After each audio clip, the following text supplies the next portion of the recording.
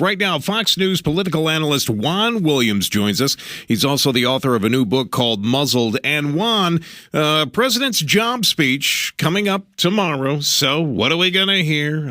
From what I understand, same stuff, infrastructure, payroll, tax cut extensions, anything else? I think it's going to be a lot of that. And, things like patent reform, at best talking about some steps he might take with the housing industry in terms of trying to relieve some of the pressure on people who are having trouble with meeting their mortgages. But I don't see that there's anything that's going to knock your socks off or introduce you, Matt, to a new idea, a revolutionary idea. There aren't a lot of those out there. Hey, Juan, this is Lois Melkonian here, and that does hurt our economy. But can anyone present a story nowadays without having some sort of controversial opinion? Well, apparently not. It's really frustrating to kind of watch. It's like, can I just hear the story? Exactly. Can I just hear the facts? Can you just tell me what's going on? Across political lines, we're all Americans. We want the best for our country. We're trying to all get more jobs going because we want the economy to work. And yet, you don't hear that, Lois. That's what Muzzled is about. It's how hard it is to have an honest debate in this country about anything, economy, terrorism, education reform. You keep going, and everybody says you got to stay in your box. You're not a good Democrat unless you say this. You're not a good Republican unless you say that. And if you dare to vary from the political orthodoxy of one side or another, you're a traitor, you're weak-kneed, you're spineless. It's just unbelievable. Juan, a lot more vitriol, I would think, between the Republicans and the Democrats. We've got the GOP nominees.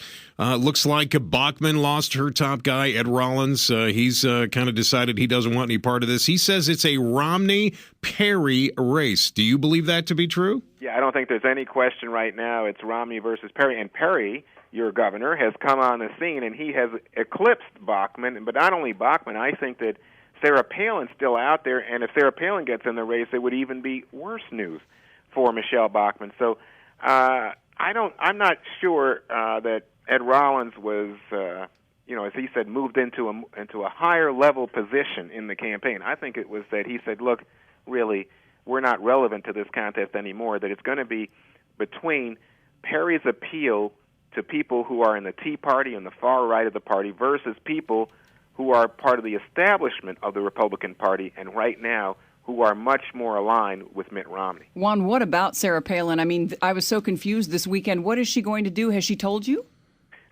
No, she hasn't told me, although Just she wondering. is a Fox News employee. That's right. And I think that may be a good tip-off, Lois, that, in fact, Fox would cut ties with her if she was to indicate to the executives that she had plans to run. But at the same time, she is certainly making noises, making appearances that sound like a presidential contender. And she's going around, and she's supposed to make major speeches, not only this past weekend and for Labor Day, but going forward.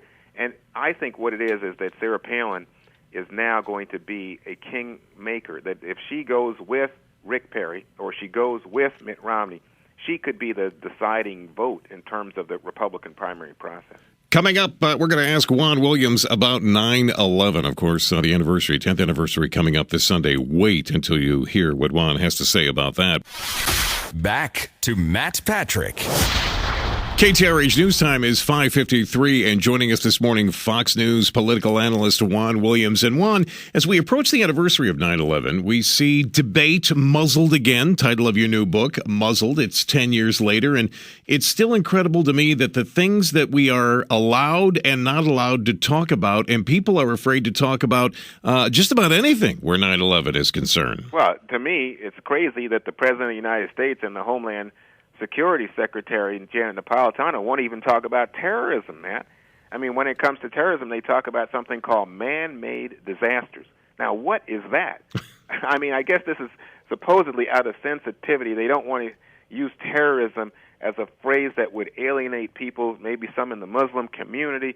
I just think, again, this is the kind of euphemistic language that leads people to tear their hair out. They say to themselves, you mean you can't even talk about reality? You can't talk about the fact that there is terrorism in the world because you have some fear that someone will say, oh, you're offending me, or you're hurting my very delicate sensibilities? This is ridiculous. God forbid you would say Muslim garb. Oh, Oh my God! Well, that's what happened to me. I know. I know what happened. I said I was at an airport and I see people in Muslim garb. It makes me nervous. Oh, you're a bad guy. You're a bigot. You're gone. You're fired. So Juan, how are you keeping your job as a news analyst then? Well, exactly. That's a good point, Lois. To me, as a news analyst, you're supposed to tell people what's on your mind, your experience of living in these United States, and say here. And by the way, let me just say, I didn't then say, we should discriminate against anybody. To the contrary, I said, we're a country of religious liberty. We want to protect that. But the reality is there's a link between radical Islam and terrorism, and we got to deal with it. So it was in service to an honest debate of the issues of the day. It was not meant as any kind of subscription to bigotry. Now, Juan, if it's any consolation to you, 99.9% of the country knew that. I mean, man, I appreciate that. When I got fired, it was so painful because I thought, my life, my career is over. This big media organization, NPR, has, labeled me a bad journalist, a bigot, and all the rest. And then quickly it came to just what you just said. People said to me, hey, you know what? I have the same feeling. I feel like that's we get it.